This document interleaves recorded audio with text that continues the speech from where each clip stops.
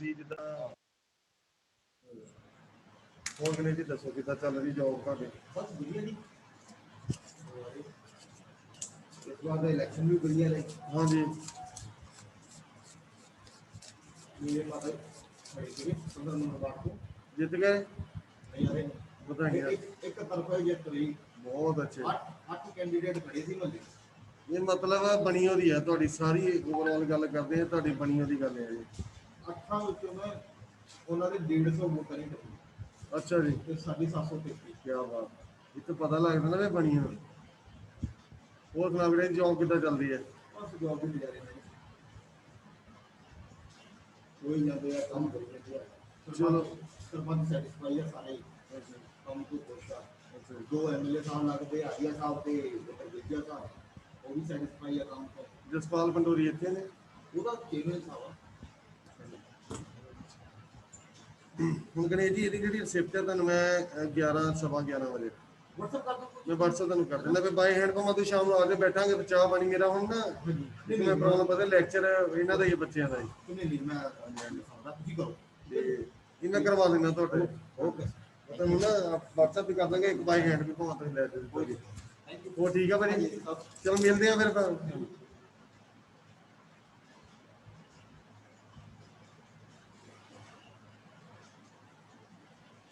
ਹਾਂਜੀ ਆਵਾਜ਼ ਆ ਰਹੀ ਬੇਟਾ?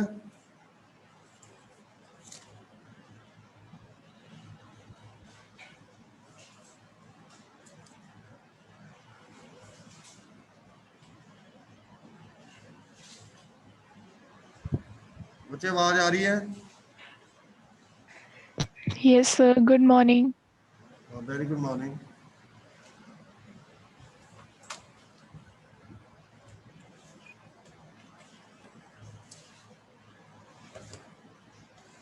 बच्चे इन्नी जल्दी ज्वाइन नहीं करते। एक मैसेज पाना मैं इन्होंने।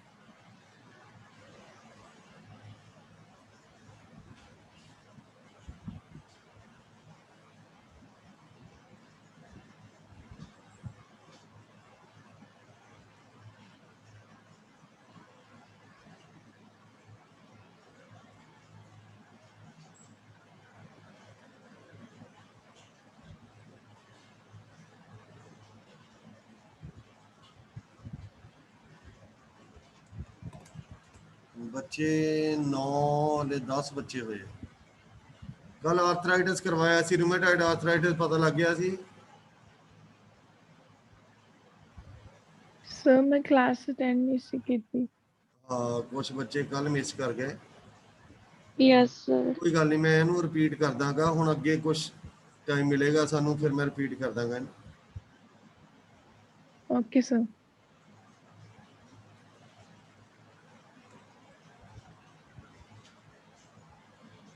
ਤੁਸੀਂ ਰੂਮੇਟਾਇਡ ਆਰਥਰਾਈਟਿਸ ਦੇ ਨੋਟਸ ਤਾਂ ਬਣਾਏ ਹੋਏ ਨੇ? Yes, sir. Yes, sir. ਠੀਕ ਹੈ ਇੰਪੋਰਟੈਂਟ ਹੈ। ਉਹ ਵੀ ਇੱਕ ਜੁਆਇੰਟਸ ਦਾ ਡਿਸਆਰਡਰ ਹੈ ਆਟੋਇਮਿਊਨ ਹੈ। ਮਤਲਬ ਕੀ ਆ ਕਿ ਜਦੋਂ ਸਾਡੀ ਬਾਡੀ ਦਾ ਡਿਫੈਂਸ ਸਿਸਟਮ ਬਾਹਰਲੇ ਐਂਟੀਜਨ ਦੀ ਬਜਾਏ ਆਪਣੀ ਖੁਦ ਬਾਡੀ ਦੇ ਜੁਆਇੰਟਸ ਤੇ ਅਟੈਕ ਕਰਦੇ ਤੇ ਉਹਨੂੰ ਰੂਮੇਟਾਇਡ ਆਰਥਰਾਈਟਿਸ ਕਹਿੰਦੇ। HLA ਹੁੰਦਾ ਨਾ DR3 DR4 ਲਿਊਕੋਸਾਈਟ ਐਂਟੀਜਨ ਜਿਹੜਾ ਹੁੰਦਾ ਆ ਇਹ ਸਾਡੇ ਕਈ ਵਾਰ ਕਿਆ ਹੁੰਦਾ ਕਿ ਸਾਡੇ ਫੋਰ ਫਾਦਰਸ ਨੂੰ ਇਹ ਪ੍ਰੋਬਲਮ ਹੁੰਦੀ ਹੈ ਉਹਨਾਂ ਵਿੱਚੋਂ DNA ਦੇ ਥਰੂ ਸਾਡੇ ਜਾ ਜਾਂਦਾ ਸੋ ਬੰਦਾ ਐਵੇਂ ਫਸ ਜਾਂਦਾ ਹੈ ਨਾ। ਸੋ ਪ੍ਰੋਬਲਮ ਕ੍ਰਿਟੀਕਲ ਆ।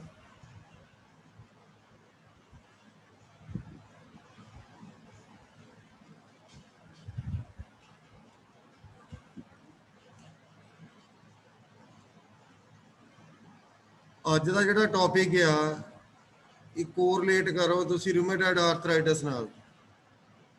ਅੱਜ ਦੀ ਪ੍ਰੋਬਲਮ ਹੈਗੀ ਆ ਗਾਊਟ GOUT ਗਾਊਟ। ਇਹਨੂੰ ਗਾਊਟੀ ਆਰਥਰਾਈਟਿਸ ਵੀ ਬੋਲਦੇ ਆ।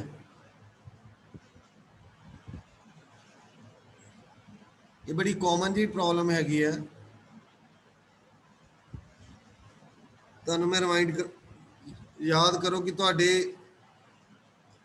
ਘਰ ਵਿੱਚ ਆਲੇ ਦੁਆਲੇ ਗੱਲ ਕਾਮਨ ਹੁੰਦੀ ਹੈ ਕਿ ਇਹਦਾ ਯੂਰਿਕ ਐਸਿਡ ਵੱਧ ਗਿਆ ਕਿਸੇ ਪੇਸ਼ੈਂਟ ਦਾ। ਕਹਿੰਦੇ ਨੇ ਮੇਰੇ ਗੁੱਟ ਵਿੱਚ ਦਰਦ ਹੋ ਗਈ, ਕੂਹਣੀ ਛੋਣ ਲੱਗ ਪਈ ਆ, ਗੋਡਿਆਂ 'ਚ ਗਿੱਟਿਆਂ 'ਚ ਦਰਦ ਹੋਣ ਲੱਗ ਪਈ ਜਿੱਥੇ ਜੁਆਇੰਟਸ ਨੇ, ਮੂਵੇਬਲ ਜੁਆਇੰਟਸ। ਕਹਿੰਦੇ ਹੁੰਦੇ ਨਾ ਵੀ ਯੂਰਿਕ ਐਸਿਡ ਵੱਧ ਗਿਆ। Yes, sir. ਹਾਂ, ਇਹ ਉਹ ਪ੍ਰੋਬਲਮ ਹੈ। ਯੂਰਿਕ ਐਸਿਡ ਵਧਣ ਨੂੰ ਬੋਲਦੇ ਆ ਹਾਈਪਰ ਯੂਰੀਸੀਮੀਆ। ਹਾਈਪਰ ਯੂਰੀਸੀਮੀਆ। ਅਗਰ ਹਾਈਪਰ ਯੂਰੀਸੀਮੀਆ ਕੰਟਰੋਲ ਨਾ ਹੋਵੇ ਤਾਂ then ਉਹ ਬਣ ਜਾਂਦਾ ਗਾਊਟ, ਗਾਊਟੀ ਆਰਥਰਾਈਟਸ।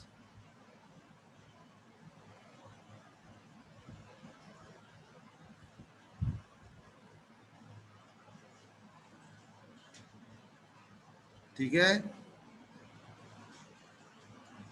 Yes, sir.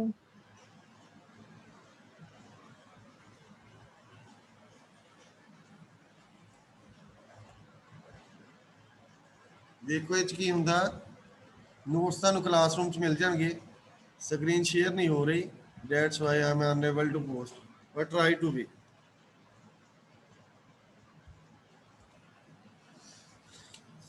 ਹੁਣ ਗਾਊਟ ਆ, ਗਾਊਟ ਕੀ ਚੀਜ਼ ਆ ਤੁਹਾਨੂੰ ਮੈਂ ਬੇਸਿਕ ਸਮਝਾ ਦਿੱਤਾ ਕਿ ਇਹ ਕਿਹਦੇ ਇਰਦ ਗਿਰਦ ਘੁੰਮ ਰਿਹਾ ਹੈ, ਯੂਰਿਕ ਐਸਿਡ ਦੇ। ਹੁਣ ਦੋ ਚੀਜ਼ਾਂ ਨੇ, ਧਿਆਨ ਰੱਖਿਓ। ਯੂਰਿਕ ਐਸਿਡ ਦੇ ਅਰਾਊਂਡ ਹੀ ਘੁੰਮਦੀ ਆ ਤੁਹਾਡੀ ਗਾਊਟ, ਇਹ ਪ੍ਰੋਬਲਮ। ਇਹ ਦੋ ਚੀਜ਼ਾਂ ਕਰਕੇ ਹੁੰਦਾ, due to over production of uric acid, secondly low excretion of uric acid. ਜਾਂ ਤਾਂ ਯੂਰਿਕ ਐਸਿਡ ਦੀ ਪ੍ਰੋਡਕਸ਼ਨ ਬਹੁਤ ਜ਼ਿਆਦਾ ਹੋਣ ਲੱਗ ਪਈ ਨਾਰਮਲ ਨਾਲੋਂ, ਠੀਕ ਹੈ, ਜਾਂ ਫਿਰ ਉਹਦੀ ਐਲੀਮੀਨੇਸ਼ਨ ਜਿਹੜੀ ਕਿਡਨੀ ਦੇ ਥਰੂ ਘਟ ਗਈ। ਇਹ ਦੋ ਰੀਜ਼ਨ ਨੇ ਤੁਹਾਡੇ ਯੂਰਿਕ ਐਸਿਡ ਦੀ ਡੈਪੋਜੀਸ਼ਨ ਦੇ। ਹੁਣ ਦੇਖੋ ਜਿਹੜਾ ਯੂਰਿਕ ਐਸਿਡ ਆ, ਹੁਣ ਆਂਦਾ ਕਿੱਥੋਂ ਕਿੱਥੋਂ ਬਣਦਾ। ਅਸੀਂ as it is uric acid ਨਹੀਂ ਖਾਂਦੇ। ਪਿਊਰੀਨਸ ਹੁੰਦੇ ਨੇ, ਨਿਊਕਲੀਓਟਾਈਡ ਬੇਸ, ਪਿਊਰੀਨ, ਪਿਊਰੀਨ ਐਂਡ ਪਾਇਰੀਮਿਡੀਨ। ਪਿਊਰੀਨ ਦੇ ਅੱਗੇ ਦੋ ਹੁੰਦੇ ਨੇ, ਐਡੀਨੋਸਿਨ ਤੇ ਗੁਆਨੋਸਿਨ। ਐਡੀਨਿਨ ਔਰ ਗੁਆਨਿਨ ਵੀ ਬੋਲ ਦਿੰਦੇ ਆ। ਇਹ ਨਾਈਟ੍ਰੋਜਨ ਕੰਟੇਨਿੰਗ ਹੈਟਰੋਸਾਈਕਲਿਕ ਕੰਪਾਊਂਡ ਹੁੰਦੇ ਆ, ਆਰਗੈਨਿਕ ਕੰਪਾਊਂਡ ਪਿਊਰੀਨਸ। ਜਿਹੜੇ ਬੰਦੇ ਜ਼ਿਆਦਾ ਮੀਟ ਖਾਂਦੇ ਨੇ, ਰੈੱਡ ਮੀਟ, ਸੀ ਫੂਡ, ਸਪਿਨਚ, ਇਹ ਸਾਰੀਆਂ ਚੀਜ਼ਾਂ ਦੇ ਵਿੱਚ ਪਿਊਰੀਨਸ ਬਹੁਤ ਜ਼ਿਆਦਾ ਅਮਾਉਂਟ 'ਚ ਹੁੰਦਾ।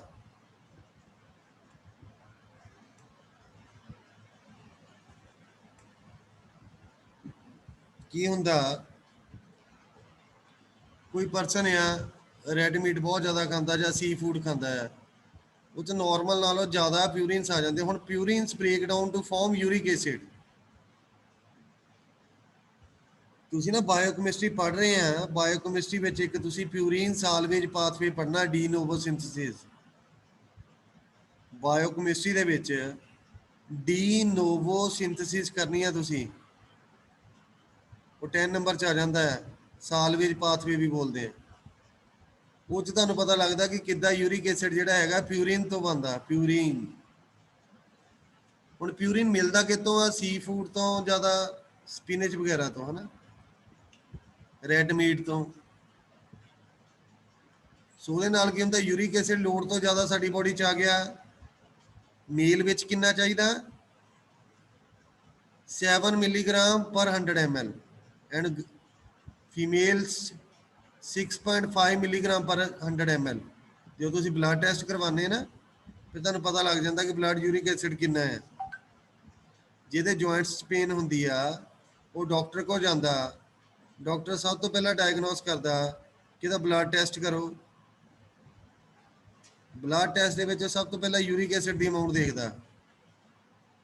ਅਗਰ ਯੂਰਿਕ ਐਸਿਡ ਦੀ ਪ੍ਰੋਬਲਮ ਅਮਾਊਂਟ ਨਾਰਮਲ ਆ, ਜਿੰਨੀ ਮੈਂ ਤੁਹਾਨੂੰ ਦੱਸੀ, ਪਰ ਪੇਨ ਫਿਰ ਵੀ ਹੋ ਰਹੀ ਹੈ, ਇਟ ਮੀਨਸ ਉਹਦਾ ਆਰਐਫ ਫੈਕਟਰ ਟੈਸਟ ਕਰਾਉਣਾ ਪੈਂਦਾ ਰੂਮੇਟਾਇਡ ਆਰਥਰਾਈਟਿਸ ਲਈ। ਅਗਰ ਆਰਐਫ ਫੈਕਟਰ ਠੀਕ ਆ ਬਟ ਬਲੱਡ ਦੇ ਵਿੱਚ ਯੂਰਿਕ ਐਸਿਡ ਦੀ ਕੰਸੈਂਟ੍ਰੇਸ਼ਨ ਜ਼ਿਆਦਾ ਆ, ਇਟ ਮੀਨਸ ਉਹਨੂੰ ਹਾਈਪਰ ਯੂਰੀਸੀਮੀਆ ਜਾਂ ਗਾਊਟ ਆ। ਵੀ ਦੋ ਚੀਜ਼ਾਂ ਨਾਲ ਹੁੰਦਾ ਨਾ, over production of uric acid ਔਰ ਲੋ ਐਕਸਕ੍ਰੀਸ਼ਨ ਆਫ ਯੂਰਿਕ ਐਸਿਡ। ਤੇ ਹੁੰਦਾ ਕੀ ਆ, ਜਿਹੜੇ ਯੂਰਿਕ ਐਸਿਡ ਦੇ ਸੋਡੀਅਮ ਯੂਰੇਟ ਕ੍ਰਿਸਟਲਸ, ਇਹ ਜੁਆਇੰਟਸ ਦੇ ਵਿੱਚ ਡੈਪੋਜੀਸ਼ਨ ਹੋ ਜਾਂਦੀ ਇਹਨਾਂ ਦੀ। ਜਦੋਂ ਜੁਆਇੰਟਸ ਦੇ ਵਿੱਚ ਡੈਪੋਜੀਸ਼ਨ ਹੋ ਜਾਂਦੀ ਆ, ਡਿਪੋਜ਼ਿਟ ਹੋ ਜਾਂਦੇ ਆ, ਫਿਰ ਉਹ ਜੁਆਇੰਟਸ ਦੀ ਮੂਵਮੈਂਟ ਆ ਜਿਹੜੀ ਉਹ ਨਾਰਮਲ ਨਹੀਂ ਰਹਿੰਦੀ, ਪੇਨਫੁਲ ਮੂਵਮੈਂਟ, ਫਲੂਇਡਸ ਘਟ ਜਾਂਦੇ ਆ, ਫ੍ਰਿਕਸ਼ਨ ਹੋਣੀ ਸ਼ੁਰੂ ਹੋ ਜਾਂਦੀ ਜੁਆਇੰਟਸ 'ਚ। That's why it create problem and inflammation also. This is all about gout, ਜਿਹੜੀ ਆਪਾਂ ਪੜਨ ਜਾ ਰਹੇ ਹਾਂ। ਸਮਝ ਲੱਗ ਗਈ? ਹਾਂਜੀ ਸਰ। ਇਹਦਾ ਡਿਸਆਰਡਰ ਆ ਬੇਸਿਕਲੀ ਪਿਊਰੀਨ ਮੈਟਾਬੋਲਿਜ਼ਮ ਦਾ, ਕਿਉਂਕਿ ਪਿਊਰੀਨ ਤੋਂ ਹੀ ਯੂਰਿਕ ਐਸਿਡ ਬਣਦਾ। ਡੀ ਨੋਵੋ ਔਰ ਸਾਲਵੇਜ ਸਿੰਥੇਸਿਸ ਔਰ ਪਾਥਵੇ ਤੁਸੀਂ ਬਾਇਓਕੈਮਿਸਟਰੀ ਵਿੱਚ ਕਰਨਾ ਹੈ, ਫਿਰ ਕੋਰਿਲੇਟ ਕਰ ਲਿਓ ਇਹਨੂੰ ਤੁਸੀਂ। ਬਟ ਇੱਥੇ ਇੰਨਾ ਯਾਦ ਕਰਨਾ, this is a purine metabolism disorder which is manifested by either due to overproduction of uric acid or low excretion through kidney. जो overproduction ਜਾਂ under excretion बोल सकते हैं ਤੁਸੀਂ, ਇਹਦੀ uric acid।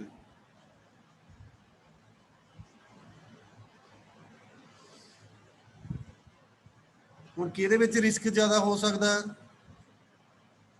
ਗਾਊਟ ਦਾ?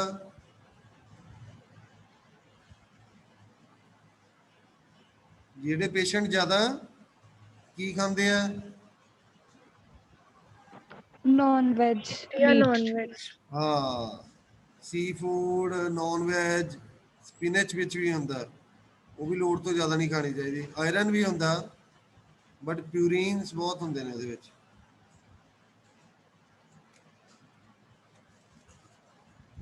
ਦੇਖੋ ਮੈਂ ਤੁਹਾਨੂੰ ਦੋ ਚੀਜ਼ਾਂ ਦੱਸੀਆਂ, ਇਹ ਤੋਂ ਕਲੀਅਰ ਹੋ ਜਾਏਗੀ ਤੁਹਾਨੂੰ ਪੈਥੋਜੈਨੇਸਿਸ ਇਹਦੀ। there is a no flow chart for your pathogenesis. You have to just write what you have in your mind concept wise. ਦੇਖੋ ਦੋ ਚੀਜ਼ਾਂ ਮੈਂ ਤੁਹਾਨੂੰ ਦੱਸੀਆਂ। ਬੇਸਿਕ ਚੀਜ਼ ਹੈਗੀ ਆ ਪਿਊਰੀਨ ਦਾ ਮੈਟਾਬੋਲਿਜ਼ਮ ਦਾ disorder, over production of uric acid ਜਾਂ under excretion of uric acid. ਹੁਣ ਦੇਖੋ ਕੋਈ ਨਾ ਕੋਈ ਹਾਰਮੋਨ ਦੀ ਜਾਂ ਇੰਜ਼ਾਈਮ ਦੀ ਡੈਫੀਸ਼ੀਐਂਸੀ ਹੋਏਗੀ ਨਾ, ਜਿਹੜਾ ਯੂਰਿਕ ਐਸਿਡ ਬਣਾਉਂਦਾ ਜਾਂ ਮਤਲਬ ਐਕਸਕ੍ਰੀਟ ਕਰਦਾ। ਕੋਈ ਇੰਜ਼ਾਈਮ ਆ, ਉਹ ਯੂਰਿਕ ਐਸਿਡ ਨੂੰ ਕਿਡਨੀ ਚੋਂ ਫਟਾਫਟ ਐਕਸਕ੍ਰੀਟ ਕਰ ਦਿੰਦਾ ਬਾਇਆ ਯੂਰਿਨ, ਕਿਉਂਕਿ 2/3 ਯੂਰਿਨ ਦੇ ਥਰੂ ਹੀ ਯੂਰਿਕ ਐਸਿਡ ਨਿਕਲਦਾ, ਬਾਕੀ amount through your GIT tract. So ਦੋ ਇੰਜ਼ਾਈਮ ਹੁੰਦੇ ਨੇ ਜਿਨ੍ਹਾਂ 'ਚ ਐਬਨੋਰਮੈਲਿਟੀਜ਼ ਆਉਂਦੀ ਹੈ। First one is H capital च HGPRT, मतलब हाइपोजेंथिन गुआनिन फॉस्फोराइबोसाइल ट्रांसफेरेज। केड़ा हो गया? Hypoxanthine guanine phosphoribosyl transferase HGPRT। ये डिक्रीज हो जाता तो इनक्रीज केड़ा होंदा? PP राइबोज P सिंथेटेज, और इन्हों की बोलते हैं 5 राइबोसाइल पायरोफॉस्फेट सिंथेटेज। ये इनक्रीज होने नाल की होंदा? Over production of uric acid. Sir second enzyme repeat करियो। हाँ जी, मैं दसदा, दोबारा रिपीट करदा। केड़ा एंजाइम डिक्रीज होंदा है? HGPRT। एंड इनक्रीज केड़ा होंदा? स्मॉल च आ PP राइबोज, कैपिटल च P सिंथेटेज। ये बेटा जो तुसी ਮੈਨੂੰ ਨਹੀਂ ਪਤਾ ਕਿ ਕਰ ਲਈ ਹੈ ਕਿ ਨਹੀਂ, ਡੀ ਨੋਵੋ ਸਿੰਥੇਸਿਸ ਹੁੰਦੀ ਹੈ ਬਾਇਓਕੈਮਿਸਟਰੀ ਚ, ਡੀ ਨੋਵੋ। ਹੱਲੇ ਨਹੀਂ ਕੀਤੀ ਸਰ, ਹੱਲੇ ਨਹੀਂ ਕੀਤੀ। ਹਾਂ, ਤੁਸੀਂ ਕੀ ਕਰਨਾ, ਅੱਜ ਇੱਕ ਵਾਰ ਨਾ ਗੋ ਥਰੂ ਹੋਇਓ ਬਾਇਓਕੈਮਿਸਟਰੀ ਦੀ ਬੁੱਕ ਲੈ ਕੇ। ਇੱਕ ਤਾਂ ਤੁਹਾਡਾ ਓਵਰਵਾਈਜ਼ ਹੋ ਜਾਏਗਾ, ਇੱਕ ਤੁਹਾਨੂੰ ਇਹਨਾਂ ਦੋਨਾਂ ਐਂਜ਼ਾਈਮਸ ਦੀ ਵੈਲਿਊ ਪਤਾ ਲੱਗ ਜਾਏਗੀ। ਪੈਥੋਫਿਜ਼ੀਓਲੋਜੀ ਚ ਜ਼ਿਆਦਾ ਕੁਝ ਨਹੀਂ ਲਿਖਣਾ, ਗਾਊਟ ਵਿੱਚ ਯਾਦ ਚੀਜ਼ਾਂ ਕਿਹੜੀਆਂ ਕਰਨੀਆਂ ਉਹ ਮੈਂ ਤੁਹਾਨੂੰ ਰਿਪੀਟ ਲੱਗਾ ਕਰਨ। ਸਭ ਤੋਂ ਫਸਟ ਲਾਈਨ ਗਾਊਟ ਵਿੱਚ ਯਾਦ ਕਰਨੀ ਹੈ ਤੁਸੀਂ, ਜਿਹੜੀ ਇਹ 5 ਨੰਬਰ ਚ ਆ ਜਾਂਦਾ ਹੁੰਦਾ, 2 ਨੰਬਰ ਚ ਵੀ ਆ ਜਾਂਦਾ, 10 ਨੰਬਰ ਚ ਨਹੀਂ ਆਉਂਦਾ। This is purine metabolism disorder। पहली लाइन जो याद रखनी है mandatory, purine metabolism disorder। Second thing, overproduction of uric acid, overproduction of uric acid। Third one is under excretion of uric acid।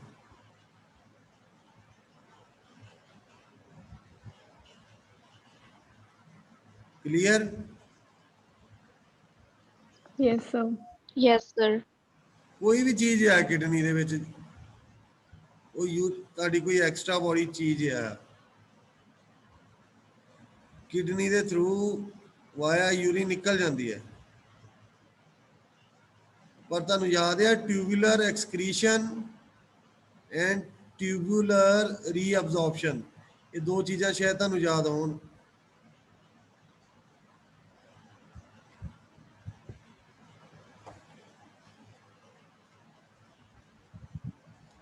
ਕੀ ਹੁੰਦਾ ਬੇਟਾ ਕਿ ਜਿਹੜਾ ਪੀਪੀ ਰਾਈਬੋਜ਼ ਐਂਜ਼ਾਈਮ ਤੁਹਾਨੂੰ ਦੱਸਿਆ, ਇਹਦੇ ਨਾਲ ਕੀ ਹੁੰਦਾ, ਦੋ ਚੀਜ਼ਾਂ ਕਰਦਾ। ਮੇਨ ਜਿਹੜਾ ਕੰਮ ਇਹਦਾ ਹੈਗਾ ਕਿ ਟਿਊਬੂਲਰ ਰੀਅਬਜ਼ੌਰਪਸ਼ਨ ਕਰ ਦਿੰਦਾ ਯੂਰਿਕ ਐਸਿਡ ਦੀ, ਉਹ ਦੁਬਾਰਾ ਫਿਰ ਬਲੱਡ ਚ ਆ ਜਾਂਦਾ, ਯੂਰਿਕ ਐਸਿਡ ਨਿਕਲਦਾ ਹੀ ਨਹੀਂ ਬੋਡੀ ਚੋਂ ਬਾਹਰ ਵਾਇਆ ਕਿਡਨੀ। ਸੋ ਕੀ ਆ ਕਿ ਜਦੋਂ ਤੁਸੀਂ ਸਭ ਤੋਂ ਪਹਿਲਾਂ ਇਹਦੇ ਸਿੰਪਟਮਸ ਕਿੱਦਾਂ ਪਤਾ ਲੱਗਦਾ ਕਿ ਬੰਦੇ ਨੂੰ ਪ੍ਰੋਬਲਮ ਆ ਗਈ ਹੈ। ਹੁਣ 3 ਮੈਨੀਫੈਸਟੇਸ਼ਨਸ ਆ ਜਾਂ 3 ਤਰ੍ਹਾਂ ਦਾ ਪਤਾ ਲੱਗਦਾ। First one is asymptomatic hyperuricemia, second is acute gouty arthritis, third one is chronic gouty arthritis.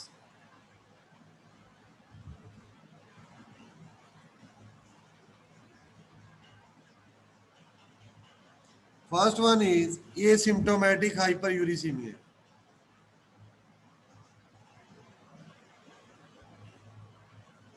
मतलब ਕੀ ਹੁੰਦਾ, ਕਈ ਪੇਸ਼ੈਂਟਸ ਨੇ ਜਿਨ੍ਹਾਂ ਦੇ ਵਿੱਚ ਯੂਰਿਕ ਐਸਿਡ ਜ਼ਿਆਦਾ ਅਮਾਉਂਟ ਚ ਪ੍ਰੋਡਿਊਸ ਹੁੰਦਾ ਜਾਂ ਐਕਸਕ੍ਰੀਟ ਘੱਟ ਹੁੰਦਾ, ਹੁੰਦੇ ਨੇ ਕੁਝ ਪੇਸ਼ੈਂਟਸ, ਬਟ ਇਹਨਾਂ ਚ ਗਾਊਟ ਨਹੀਂ ਬਣਦੀ, ਨਾ ਇਹਨਾਂ ਦਾ ਰੀਨਲ ਡੈਮੇਜ ਹੁੰਦਾ। ਫॉर ਅਨਨੋਨ ਰੀਜ਼ਨਸ, ਪਤਾ ਨਹੀਂ ਇਹਦਾ ਮਤਲਬ ਕੀ ਆ। ਕਈ ਪੇਸ਼ੈਂਟਸ ਨੇ ਐਕਸੈਪਸ਼ਨਲ ਜਿਨ੍ਹਾਂ ਵਿੱਚ ਯੂਰਿਕ ਐਸਿਡ ਚੈੱਕ ਕਰਾਓ ਤਾਂ 8 ਤੋਂ ਉੱਪਰ ਹੁੰਦਾ ਮੇਲਸ ਵਿੱਚ, ਫੀਮੇਲ ਚ 7 ਤੋਂ ਉੱਪਰ, ਬਟ ਉਹਨਾਂ ਦੀ ਪ੍ਰੋਬਲਮ ਨਹੀਂ ਆਉਂਦੀ, ਮਾਈਨਰ ਆਉਂਦੀ ਆ ਤਾਂ ਸਹੀ ਹੋ ਜਾਂਦੇ। But second one is acute gouty arthritis. ਸਭ ਤੋਂ ਪਹਿਲਾਂ ਅਗਰ ਕਿਸੇ ਨੂੰ ਐਕਿਊਟ ਗਾਊਟੀ ਆਰਥਰਾਈਟਸ ਆ, ਕਿੱਥੋਂ ਪਤਾ ਲੱਗਦਾ, ਉਹਦੀ ਜਿਹੜੀ ਅੱਡੀ ਆ, ਪੈਰ ਦੀ ਅੱਡੀ ਜਾਂ ਗਿੱਟਾ ਜਿਹਨੂੰ ਬੋਲ ਦਿੰਦੇ ਆ, ਟੋ ਜਾਂ ਐਂਕਲ, ਸਭ ਤੋਂ ਪਹਿਲਾਂ ਉਹ ਇਨਵੋਲਵ ਹੁੰਦੇ ਆ। ਪੇਨ ਹੁੰਦੀ ਬਹੁਤ ਜ਼ਿਆਦਾ, ਇਨੀਸ਼ੀਅਲ ਅਟੈਕ ਉੱਥੇ ਹੁੰਦਾ।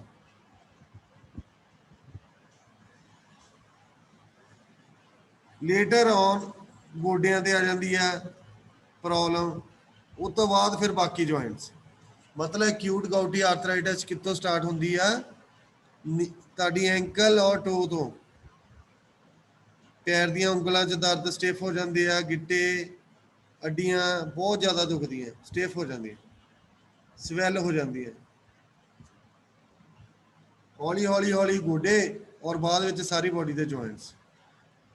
ਕਿਉਂਕਿ ਪ੍ਰੋਬਲਮ ਕੀ ਹੈ, ਜਿਹੜਾ ਯੂਰਿਕ ਐਸਿਡ ਬਲੱਡ ਦੇ ਵਿੱਚ ਵੱਧ ਗਿਆ, ਮੇਲ 'ਚ 7 ਚਾਹੀਦਾ 8 ਹੋ ਗਿਆ, ਉਹ ਯੂਰਿਕ ਐਸਿਡ ਜਿਹੜਾ ਬਲੱਡ 'ਚ ਘੁੰਮਦਾ ਘੁੰਮਦਾ ਸੋਡੀਅਮ ਦੇ ਨਾਲ ਜੁੜ ਕੇ ਸੋਡੀਅਮ ਯੂਰੇਟ ਕ੍ਰਿਸਟਲ ਬਣ ਜਾਂਦੇ ਆ। ਸੋਡੀਅਮ ਯੂਰੇਟ ਕ੍ਰਿਸਟਲਸ ਉਹ ਫਿਰ ਜੁਆਇੰਟਸ ਦੇ ਵਿੱਚ ਡਿਪੋਜ਼ਿਟ ਹੋਣੇ ਸ਼ੁਰੂ ਹੋ ਜਾਂਦੇ ਆ। ਉਹਨਾਂ ਮੂਵਮੈਂਟ ਉਹਦੀ ਘਟ ਜਾਂਦੀ ਆ, ਪੇਨਫੁਲ ਮੂਵਮੈਂਟ ਹੁੰਦੀ, ਫ੍ਰਿਕਸ਼ਨ ਹੋਣੀ ਸ਼ੁਰੂ ਹੋ ਜਾਂਦੀ ਹੈ। Third one is chronic gouty arthritis.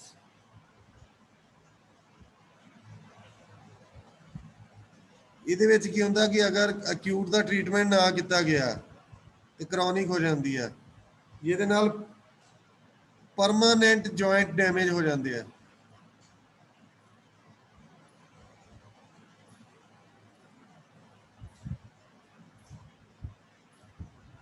Deformities,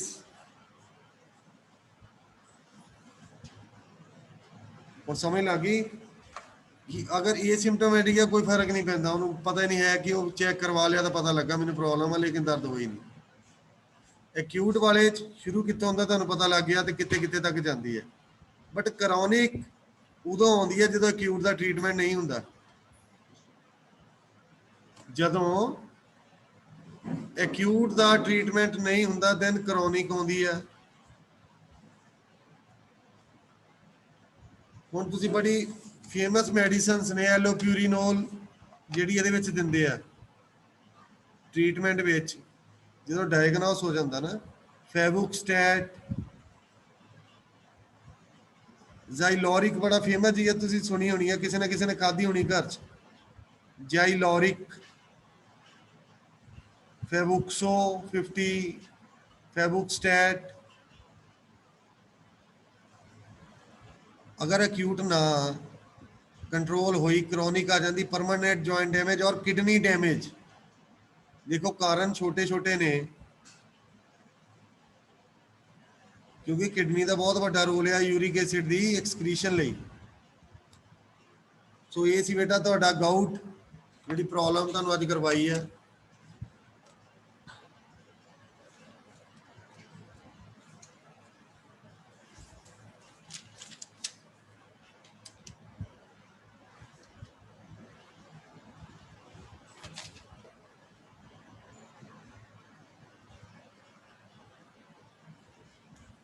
समझ लगी बेटा?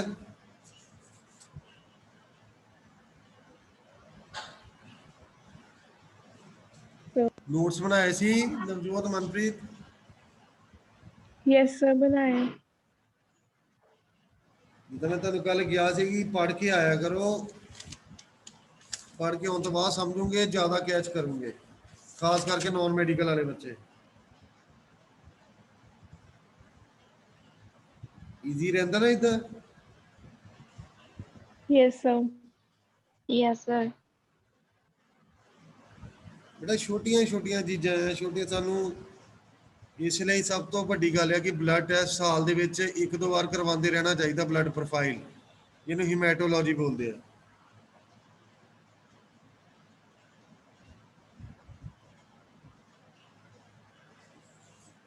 इतने बॉडी दे विच अलग अलग ऑर्गन ने, अलग अलग प्रॉब्लम्स ने, ਉਹੀ ਤੁਸੀਂ ਪੜ੍ਹਨੀ ਹੈ ਇਹਦੇ ਵਿੱਚ। बट सर कहने जे साल सर रिस्क है ना ब्लड टेस्ट बार बार कराने दा सर कहने। बेटा कलम की कह रहे? मैं सर जिदा कहते रिस्क ਹੁੰਦਾ ਜਿਦਾ ਬਾਰ-ਬਾਰ ਜਿਦਾ 3 ਮੰਥ ਬਾਅਦ ਜੇ ਆਪਾਂ 3 ਮੰਥ ਜਾਂ 6 ਮੰਥ ਬਾਅਦ ਕਢਾ ਲਈ ਆਪਾਂ ਸੈਂਪਲ ਲੈ ਲਈਏ ਬਲੱਡ ਦਾ ਤਾਂ ਰਿਸਕ ਹੈ ਕਹਿੰਦੇ ਇੱਕ। नहीं नहीं नहीं नहीं ਕੁਆਂਟੀਟੀ ਸਾਡੀ ਜਿਹੜੀ ਬਲੱਡ ਕੁਆਂਟੀਟੀ ਉਹਦੇ ਲਈ ਰਿਸਕ ਹੈ। ਇਹ ਇਨਫੋਰਮੇਸ਼ਨ नो, ਇਹ ਇਨਫੋਰਮੇਸ਼ਨ ਬਿਲਕੁਲ ਗਲਤ ਹੈ ਤੁਹਾਡੇ ਲਈ। Let me correct it. Blood sample ਚਾਹੇ ਤੁਸੀਂ ਮਹੀਨੇ ਦੇ 30 ਦਿਨ ਲੈ ਲਓ, 30 ਡੇਜ਼ ਆਫ ਮੰਥ, ਕੋਈ ਪ੍ਰੋਬਲਮ ਨਹੀਂ ਆਉਂਦੀ 5 ml 10 ml ਨਾਲ। हाँ अगर तुसी एक्सरे ਜਾਂ ਸਕੈਨ ਅਲਟਰਾਸਾਊਂਡ ਵਗੈਰਾ ਕਰਵਾਉਂਦੇ ਆ ਤੁਸੀਂ, ਉਹਦੀ ਲਿਮਿਟ ਹੁੰਦੀ ਆ ਕਿ 6 ਮੰਥ ਬਾਅਦ ਕਰਾਉਣਾ ਚਾਹੀਦਾ ਨੈਕਸਟ। ਰੀਜ਼ਨ ਕੀ ਆ? ਜਿਹੜੀਆਂ ਐਕਸ-ਰੇਜ਼ ਹੁੰਦੀਆਂ ਨੇ ਨਾ ਬਹੁਤ ਖਤਰਨਾਕ ਹੁੰਦੀਆਂ। ਹੁਣ ਉਹ ਤੁਹਾਡੀ ਬੋਡੀ ਦੇ ਵਿੱਚੋਂ ਪਾਸ ਹੁੰਦੀਆਂ, ਹੱਡੀਆਂ ਤੋਂ ਨਿਕਲ ਕੇ ਅੱਗੇ ਜਾਂਦੀਆਂ। ਡੈਫੀਨੇਟਲੀ ਕਈ ਕੇਸਿਸ 'ਚ ਦੇਖਿਆ ਗਿਆ ਕਿ ਜਿਹੜੇ ਐਕਸ-ਰੇ ਜਾਂ ਅਲਟਰਾਸਾਊਂਡ ਥੋੜੇ ਟਾਈਮ ਸ਼ਾਰਟ ਇੰਟਰਵਲ 'ਚ ਕਰਾਉਂਦੇ ਆ, ਕੈਂਸਰ ਤੱਕ ਉਹਨਾਂ ਨੂੰ ਮੈਲਿਗਨੈਂਸੀ ਹੋ ਗਈ ਕਈਆਂ ਨੂੰ। ਸੋ ਤੁਸੀਂ ਧਿਆਨ ਦੇਣਾ ਹੈ ਉਸ ਚੀਜ਼ 'ਚ ਕਿ ਅਲਟਰਾਸਾਊਂਡ ਜਾਂ ਐਕਸ-ਰੇ ਵਗੈਰਾ 6 ਮੰਥ ਤੋਂ ਬਾਅਦ ਹੀ ਕਰਾਓ। ਅੱਜ ਕਰਾ ਲਿਆ 6 ਮਹੀਨੇ ਦਾ ਟਾਈਮ ਪਾ ਲਓ ਫਿਰ ਕਰਾਓ। ਅਨਲੈਸ ਅੰਟਿਲ ਕੋਈ ਸੀਵੀਅਰ ਪ੍ਰੋਬਲਮ ਐਕਸੀਡੈਂਟ ਨਹੀਂ ਹੁੰਦਾ ਕਿ ਉਹ ਦੁਬਾਰਾ ਕਰਾਉਣਾ ਪੈ ਸਕਦਾ। ਬਟ ਵੈਸੇ ਪ੍ਰੀਕਾਸ਼ਨ ਰੱਖੋ। ਹਾਂ, ਬਲੱਡ ਟੈਸਟ ਹੈ ਉਹ ਤੁਸੀਂ ਜਦੋਂ ਮਰਜ਼ੀ ਕਰਾ ਲਓ।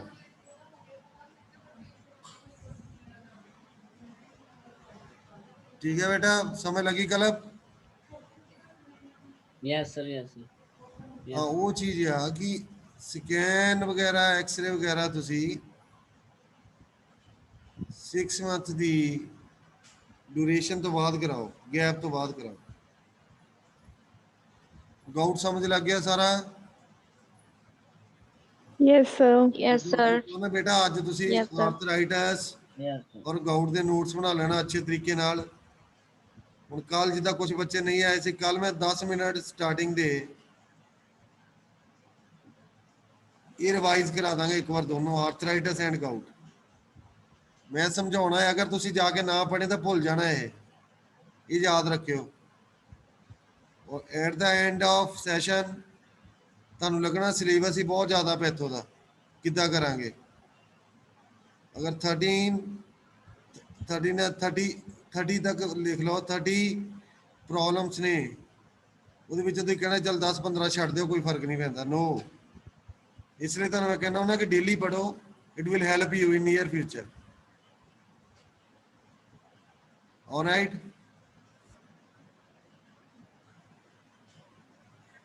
ਸਮਝ ਲੱਗੀ ਬੱਚੇ? Sir, Sir, repeat repeat ਕਰਿਓ ਤੁਸੀਂ ਕਰਿਓ। ਹੁਣੇ ਦਾ। ਕੀ ਬੇਟਾ? ਸਰ ਤੁਹਾਡੀ ਤੁਸੀਂ ਆਵਾਜ਼ जो ਹੁਣੇ बोलिया ਦੱਸਿਆ। सर सारा रिपीट करिए सर, आवाज नहीं आई सर ਤੁਹਾਡੀ।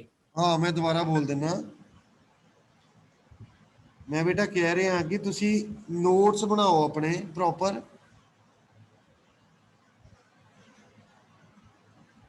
ਜੋ ਮੈਂ ਅੱਜ ਕਰਵਾਇਆ ਔਰ ਜੋ ਮੈਂ ਕੱਲ ਕਰਵਾਇਆ ਸੀ।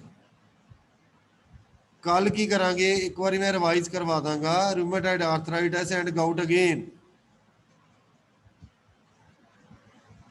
ਕਈ ਬੱਚਿਆਂ ਦਾ ਮਿਸ ਹੋ ਗਿਆ ਸੀ ਨਾ ਲੈਕਚਰ ਕੱਲ। Yes, sir. Yes, sir. ਇਹ ਪ੍ਰੋਪਰ ਬੇਟਾ ਔਰ ਡੇਲੀ ਪੜੋ, ਕਿਉਂਕਿ ਇੱਕ ਇੰਨੀਆਂ ਡਿਜ਼ੀਜ਼ਸ ਇਕੱਠੀਆਂ ਹੋ ਜਾਣਗੀਆਂ ਬਿਫੋਰ ਯਰ ਫਾਈਨਲ ਐਗਜ਼ਾਮ। ਉਦੋਂ ਟੈਨਸ਼ਨ ਲੈਣ ਨਾਲੋਂ ਡੇਲੀ ਪੜਿਆ ਕਰੋ, ਠੀਕ ਹੈ? Yes, sir.